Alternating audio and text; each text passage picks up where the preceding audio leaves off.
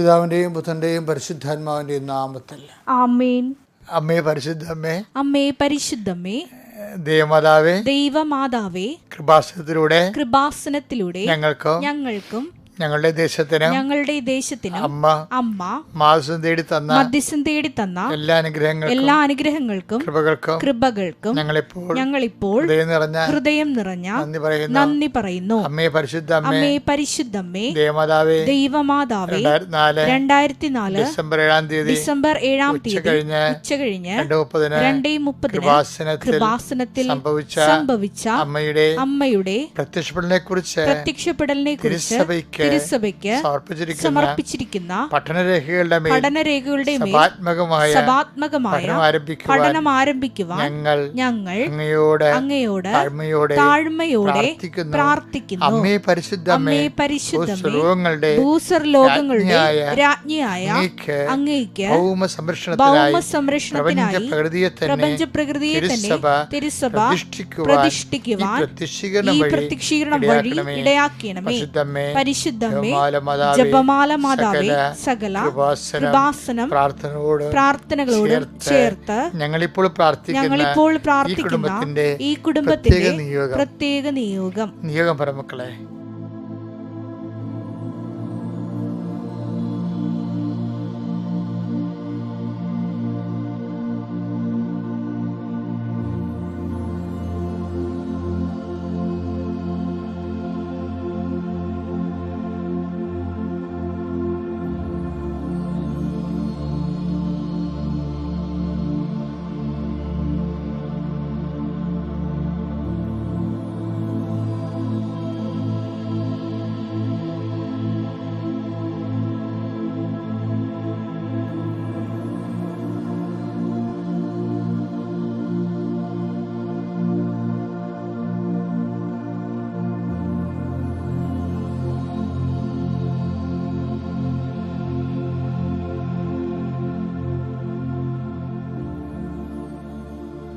അമ്മയുടെ പ്രത്യക്ഷീകരണത്തിന്റെ ഈ അനുഗ്രഹവേളയിൽ ഞങ്ങൾക്ക് സാധിച്ചു തരുവാൻ കനിയണമേ. ആമേൻ. വിശ്വാസ പ്രമാണം. സർവശക്തനായ പിതാവും ആകാശത്തിന്റെയും ഭൂമിയുടെയും സൃഷ്ടാവുമായ ദൈവത്തിൽ ഞാൻ വിശ്വസിക്കുന്നു. അവിടുത്തെ ഏകപുത്രനും ഞങ്ങളുടെ കർത്താവുമായ ഈശോ മിശിഹായിലും ഞാൻ വിശ്വസിക്കുന്നു. ഈ പുത്രൻ പരിശുദ്ധാത്മാവിനാൽ ഗർഭസ്ഥനായി കന്യകാമറിയത്തിൽ നിന്ന് പിറന്ന് പൊന്തിയോസ് പീലാത്തോസിന്റെ കാലത്ത് പീഡകൾ സഹിച്ച് കുരിശിൽ തറയ്ക്കപ്പെട്ട് മരിച്ച് അടക്കപ്പെട്ട് പാതാളങ്ങളിൽ ഇറങ്ങി മരിച്ചവരുടെ ഇടയിൽ നിന്ന് 3-ാം നാൾ ഉയർത്ത് സ്വർഗത്തിലേക്ക് എഴുന്നള്ളി സർവശക്തിയുള്ള പിതാവായ ദൈവത്തിന്റെ വലതുഭാഗത്തിരിക്കുന്നു.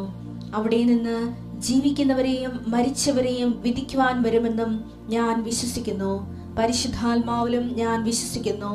വിശുദ്ധ കത്തോലിക്കാ സഭയിലും പുണ്യവാന്മാരുടെ ഐക്യത്തിലും പാപങ്ങളുടെ മോചനത്തിലും ശരീരത്തിന്റെ ഉയർപ്പിലും നിത്യമായ ജീവിതത്തിലും ഞാൻ വിശ്വസിക്കുന്നു. ആമേൻ. സുഖസ്ഥനായ ഞങ്ങളുടെ പിതാവേ, അങ്ങയുടെ നാമം പൂജിതമാകണമേ. അങ്ങയുടെ രാജ്യം വരണമേ. അങ്ങയുടെ തിരുമനസ് സ്വർഗത്തിലെ പോലെ ഭൂമിയിലും ആകണമേ. അന്നു വേണ്ടുന്ന ആഹാരം ഇന്ന് ഞങ്ങൾക്ക് തരണമേ. ഞങ്ങളോട് തെറ്റ് ചെയ്യുന്നവരോട് ഞങ്ങൾ ക്ഷമിക്കുന്നത് പോലെ ഞങ്ങളുടെ തെറ്റുകൾ ഞങ്ങളോടും ക്ഷമിക്കണമേ. ഞങ്ങളെ പ്രലോഭനത്തിൽ ഉൾപ്പെടുത്തരുതേ, തിന്മയിൽ ഞങ്ങൾ രക്ഷിക്കണമേ. ആമേൻ. നന്മ നിറഞ്ഞ മറിയമേ, സ്വസ്തി. കർത്താവ് അങ്ങയുടെ കൂടെ സ്ത്രീകളിൽ അങ്ങ് അനുഗ്രഹിക്കപ്പെട്ടവളാകുന്നു. അങ്ങയുടെ ഉദരത്തിൻ ഫലമായി ഈശോ അനുഗ്രഹിക്കപ്പെട്ടവനാകുന്നു. പരിശുദ്ധ മറിയമേ, തമ്പുരാന്റെ അമ്മേ, പാപികളായ ഞങ്ങൾക്ക് വേണ്ടി ഇപ്പോഴും ഞങ്ങളുടെ മരണസമയത്തും തമ്പുരാനോട് അപേക്ഷിക്കണമേ. ആമേൻ. എൻ്റെ പ്രിയപ്പെട്ടവരെ, ഇന്ന് 24-ാം തീയതി തിങ്കളാഴ്ചയാണ്. കർത്താവേ, നിന്റെ ഉന്നതമായ നാമത്തിന് സ്വസ്ഥം ചെയ്യുന്നു. കർത്താവേ, നിന്റെ വിശുദ്ധ പൗരോഹിത്യത്തെ മഹത്വപ്പെടുത്തണം പ്രാർത്ഥിക്കുന്നു. കർത്താവേ, സഭയിലുള്ള സാന്നിധ്യം പ്രകടമാക്കണമേ. എപ്പോഴും പ്രാർത്ഥിക്കുന്ന പോലെ ഞാൻ അങ്ങയുടെ പ്രാർത്ഥിക്കുന്നത് 39 കൊല്ലം ഞാൻ അർപ്പിച്ച കുർബാനയുടെ യോഗ്യതയാൽ കൃപാസന അൾത്താറെ ജീവനോടെ പ്രത്യക്ഷപ്പെട്ട പരിശുദ്ധ അമ്മയുടെ മാധ്യസ്ഥൻ കൃപാസന അൾത്താറെ നടന്ന 10,000-കണക്കിന് ആരാധനയുടെ ശക്തിയാൽ ഈ മാർച്ച് 24-ാം തീയതി തിങ്കളാഴ്ച ഇന്ന് പുതിയൊരു ദിവസമാണ്. ആഴ്ചയുടെ 2-ാമത്തെ ദിവസം. മനുഷ്യന്മാരെല്ലാം അവരുടെ ജീവിത യാപനങ്ങൾക്ക് വേണ്ടി സഞ്ചരിക്കുന്ന ദിവസം, ഓഫീസിൽ പോണ ദിവസം, കുട്ടികൾ പരീക്ഷയ്ക്ക് പോകുന്ന ദിവസം എല്ലാം വളരെ പ്രതീക്ഷയുടെ കർത്താവ് ഈ ആഴ്ച ശുഭമാക്കണമേ എന്ന് ഓർത്തുകൊണ്ട് യാചിച്ച് പ്രാർത്ഥിച്ച് പോകുന്ന മനുഷ്യർ, ദൂരയാത്രയ്ക്ക് പോകുന്നവർ ആശീർവദിക്കുന്നു. അവിടെ രേഖകളെല്ലാം അവർ കൃത്യമായിട്ട് ഓർക്കാൻ വേണ്ടി ആശീർവദിക്കുന്നു. അവിടെ വഴിയാത്ര സംഭവിക്കാൻ സാധ്യതയുള്ള എല്ലാവിധ തടസ്സങ്ങളെയും ഇന്നത്തെ ഈ പ്രാർത്ഥനയെ ബന്ധിക്കുന്നു. കർത്താവെ, ഭവനരഹിതരെ വീണ്ടും വീണ്ടും മനസ്സിൽ ഓർക്കുന്നു. കർത്താവെ, വർഷങ്ങളായിട്ട് ഗവൺമെൻറ്റിൽ പല പല കാര്യങ്ങളിൽ അപേക്ഷ വെച്ചിട്ട് ഒരു തീർപ്പും കിട്ടാത്തവരുണ്ട്. ഈശോയെ, ഹൗസ് ലോൺ കിട്ടാത്തവർ, വീടിന് കർത്താവ് റവന്യൂ ഡിപ്പാർട്ട്മെൻറ്റിൽ നിന്ന് നോ ഒബ്ജക്ഷൻ സർട്ടിഫിക്കറ്റ് കിട്ടാത്തവർ, കർത്താവ് ഓരോരോ കാര്യങ്ങൾക്ക് ഈ നമ്മൾക്ക് റിപ്ലൈ വരാത്തവർ, അങ്ങനെ പല പേപ്പറുകളും ആഗ്രഹിച്ചിട്ട് കിട്ടാതിരിക്കുന്നവർ, അങ്ങനെ എല്ലാവരെയും പെൻഡിങ്ങിലുള്ള വിഷയങ്ങളെല്ലാം സമർപ്പിച്ച് പ്രാർത്ഥിക്കുന്ന കർത്താവേ, അതെല്ലാം ഈ ആഴ്ച സമയബന്ധിതമായിട്ട് സമയത്തിൻ്റെ അധികാരി സഞ്ചാരി മാതാവ് കൃപാസനത്തിൻ്റെ അമ്മ നിങ്ങളെ സഹായിക്കുകയും സന്ധിക്കുകയും ചെയ്യട്ടെ. കർത്താവിൻ്റെ ഉന്നതമായ നാമത്തിന് സ്വസ്ഥം ചെയ്യുന്ന കർത്താവേ, വഴക്കുള്ള കുടുംബങ്ങൾ, കേസ് കോടതി നിലനിൽക്കുന്നവർ, കേസ് തള്ളിപ്പോണമെന്ന് ആഗ്രഹിക്കുന്നവർ, നീതി നടക്കാൻ വേണ്ടി ആഗ്രഹിക്കുന്നവർ, കർത്താവ് എല്ലാം നിൻ്റെ തിരുമനസ്സനുസരിച്ച് നിറവേറാൻ, കാല വിളംബം നിറവേറാൻ എത്ര വേഗം നിറയിടയാക്കണം പ്രാർത്ഥിക്കുന്നു. കർത്താവ് ജീവിതത്തിൽ അവർക്ക് ആവശ്യമായ സമയത്ത് ആവശ്യമായ അനുഗ്രഹം കിട്ടായ്ക മൂലം പ്രാർത്ഥിക്കാൻ പോലും തോന്നാതെ, പണ്ട് നല്ലവണ്ണം പ്രാർത്ഥിച്ചിരുന്ന മക്കളാണ്, ഇപ്പോൾ പ്രാർത്ഥിക്കാൻ തോന്നണില്ല, അവർ മടിഞ്ഞിരിക്കുന്നു, മനസ്സ് മടുത്തിരിക്കുന്നു. അങ്ങനെയുള്ളവരെ നീ സന്ധിക്കണം പ്രാർത്ഥിക്കുന്നു. യാത്രയ്ക്കുള്ളവരെ സംബന്ധിച്ച് പ്രാർത്ഥിക്കുന്നു. സംരംഭങ്ങൾ തുടങ്ങുന്നതിനെ സംബന്ധിച്ച് പ്രാർത്ഥിക്കുന്നു. ഉദ്യമങ്ങൾ ചെയ്യുന്നവരെ സംബന്ധിച്ച് പ്രാർത്ഥിക്കുന്നു. അത് പൂർത്തിയാക്കിയിട്ട് കർത്താവ് സെയിൽ ചെയ്യാൻ ഉദ്ദേശിക്കുന്നവരെ, തങ്ങളുടെ ഉൽപ്പന്നങ്ങൾ വിറ്റഴിക്കാൻ വേണ്ടി പുറത്തോട്ട് ആ വസ്തുക്കളുമായിട്ട് പോകുന്നവരെ സംബന്ധിച്ച് പ്രാർത്ഥിക്കുന്നു. സ്ഥലങ്ങൾ വിൽക്കുന്നവരെയും സ്ഥലങ്ങൾ വാങ്ങുന്നവരെയും അതിനുവേണ്ടി ശ്രമിക്കുന്നവർ,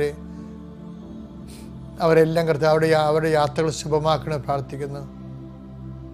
കർത്താവ് ചില കേസുകൾ പറഞ്ഞു തീർക്കാനും ചില ഭവനങ്ങളിൽ നിന്ന് ഒത്തുതീർപ്പിന് വേണ്ടി ശ്രമിക്കുന്നവർ, അത് ഒത്തുതീർപ്പ് ശ്രമങ്ങൾ വിജയകരമാകാൻ വേണ്ടിയും സമാധാനം സ്ഥാപിക്കാൻ വേണ്ടി പ്രാർത്ഥിക്കുന്നു.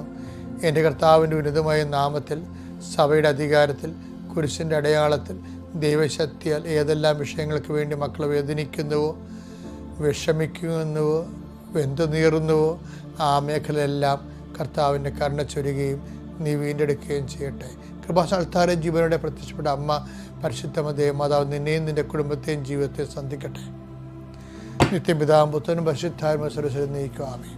എൻ്റെ മക്കളെ, നമ്മൾ ഈ ദിവസം കണ്ടുകൊണ്ടിരിക്കുന്നത് തോബിത്തിൻ്റെ പുസ്തകത്തിന് 14:9.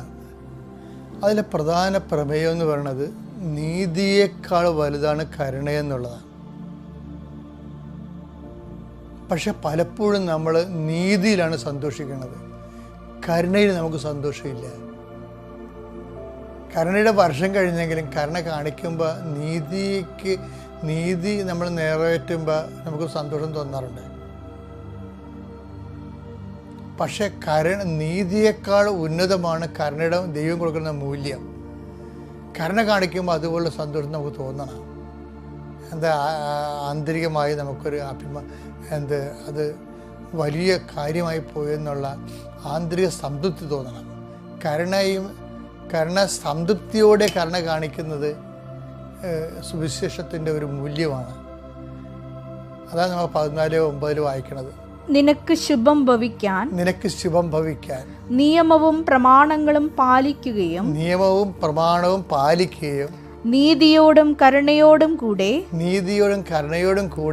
വർത്തിക്കുകയും ചെയ്യുക. നിനക്ക് ശുഭം ഭവിക്കാൻ എന്ത് ചെയ്യണം? നീ 14:9 എന്താണ്? നീതിയോടും കരുണയോടും കൂടി വർത്തിക്കുകയും, വർത്തിക്കുകയും ചെയ്യുക. അപ്പം എങ്ങനെയാണ് കരുണ എന്താണ്, നീതി എന്താണ്, നീതിയേക്കാൾ എങ്ങനെ കരുണ വലുതായിരിക്കണത്, അതിൻ്റെ അനുഭവ തലങ്ങളാണ് ഞാനീ പറയാൻ പോണ കഥയിൽ നിന്ന് നിങ്ങൾ വായിച്ചെടുക്കേണ്ടത്. പള്ളിക്കയറി തെറി പറയുന്നവനെ, കുർബാനക്കെടുത്ത് നോക്കി കാണിക്കണവരെ ഞാൻ കണ്ടിട്ടുണ്ട്. പക്ഷേ ഞാനത് എൻ്റെ കുർബാനയ്ക്ക് കുർബാന ഉയർത്തുമ്പോൾ ഒരുത്തൻ കന്യാസിമാർ ആൾക്കാരെ കുമ്പിടുമ്പോൾ അവർ പൊങ്ങി വരുമ്പോൾ ഇയാൾ മുമ്പിൽ നിന്നൊരു തുണുപോയി കാണിക്കും. 93 ഞാൻ എൻ്റെ ഒരു ചേട്ടൻ ഇളവരുടെ ചേട്ടനോട് പറഞ്ഞു, ചേട്ടാ ഇത് ആ ചേട്ടൻ എനിക്ക് നല്ലതാണ് സ്വഭാവം അറിയാം, ചേട്ടാ ഇതാണ് പ്രശ്നം. ഈ കന്യാസിമാർ എപ്പോഴും കുർബാന ഉയർത്തുന്ന സമയത്ത് അവർ കുമ്പിട്ട് പൊങ്ങുമ്പോൾ ഇയാൾ നോക്കി കാണിക്കണം. പള്ളിയിൽ നിന്നുണ്ട്, പള്ളിയിൽ നേരെ സമയമല്ലേ, ആളെ പ്രാന്തനാണ്, ഇത് പറഞ്ഞൊരു കാര്യമില്ല. പക്ഷേ ഞാൻ ഈ ചേട്ടനോട് പറഞ്ഞതിന് ശേഷം ഞാനത് മറന്നുപോയി. പക്ഷേ ചേട്ടൻ എന്നാ ചെയ്തെന്നറിയോ, എന്നോട് പറഞ്ഞ് അന്ന് തന്നെ പറഞ്ഞായിരുന്നു, അച്ഛൻ വിട്ടല്ലെന്ന് ചോദിച്ച്. ഞാൻ വിട്ടെന്ന് പറഞ്ഞു. കാര്യം ഇത് വൃത്തികെട്ട പരിപാടിയല്ലേ ഇത്. വിട്ടെന്ന് ഞാൻ പുള്ളിയുടെ പൂർണ്ണ ഉത്തരവാദിത്തം കൊടുത്താന്നാണ് ചോദിച്ചത്. ഒരു ദിവസം ഞാൻ കുർബാന അർപ്പിച്ചിരിക്കുന്ന സമയത്ത് ഒരു 2-3 ആഴ്ച കഴിഞ്ഞെന്ന് തോന്നുന്നു, പട്ടേന്നൊരു സ്വരം, ഭയങ്കര കാറൽ, ഒരു മനുഷ്യൻ ചാടി വീണ് പുറത്തോട്ട് വീണ് ഓടിപ്പോണ കണ്ടത്. എന്താ വെച്ച് കഴിഞ്ഞാൽ ഈ ഒരു പേരവടി വെട്ടിയിട്ട് ഇയാൾ ഈ തുറമുഖി കാണിക്കുന്ന ആൾ കന്യാസ്ത്രീ ഞാൻ പറഞ്ഞ കക്ഷി അവിടെ പോയി വടിയുമായിട്ട് അറിയാതെ അവിടെ താമസിക്കുക. അവിടെ കുർബാന കൂടിക്കൊണ്ടിരിക്കുന്ന 10 കൂടി. ഇവന് ഇത് താക്ക നോക്കിക്കണ്. ഇവൻ കുർബാനയുടെ ഇടയിൽ ഈ പരിപാടി കാണിക്കുക, അപ്പം തന്നെ മുതുകത്ത് 2 അടി. അടിപൊളിയായിട്ട് നേട്ടം, മിന്നൽ പിണർ വീടുന്ന അടിയാണ് അടിച്ചത്. അപ്പം എല്ലാവരും പറഞ്ഞു അത് തക്കതായിപ്പോയി, വേണ്ടിയതായി, ചെയ്ത് നന്നായെന്ന് പറഞ്ഞ് ആഘോഷം. പക്ഷേ പ്രോബ്ലം വെച്ച് കഴിഞ്ഞാൽ അത് നീതിയാണെന്ന് നമുക്ക് തോന്നും. പക്ഷേ അവനോട് അല്ലാത്ത രീതിയിൽ ക്ഷമിച്ച് അതിനെ പിന്തിരിപ്പിക്കുകയാണെങ്കിൽ അതിന് കരുണയെന്ന് പറയും. കാരണം അവന് പ്രാന്താണല്ല. പക്ഷെ കരുണ ഉൾക്കൊള്ളാൻ നമുക്ക് പറ്റത്തില്ല. ഇപ്പം ഈ കാര്യത്തിൽ നിങ്ങൾക്ക് പറ്റില്ലല്ല, എനിക്ക് പറ്റില്ല. അന്ന് അടി കൊണ്ട് കൃത്യം കൊണ്ട് ഇന്ന് ഞാൻ അതിനെക്കുറിച്ച് പശ്ചാത്താപമുണ്ട്. എന്താ കാര്യം? നീതിയല്ല. എനിക്ക് അന്നിന് അത്രയും ബൈബിൾ അറിയത്തില്ലായിരുന്നു. അവനോട് കാണിക്കേണ്ടിയിരുന്ന കരുണയായിരുന്നു കാണിക്കേണ്ടിയിരുന്നത്.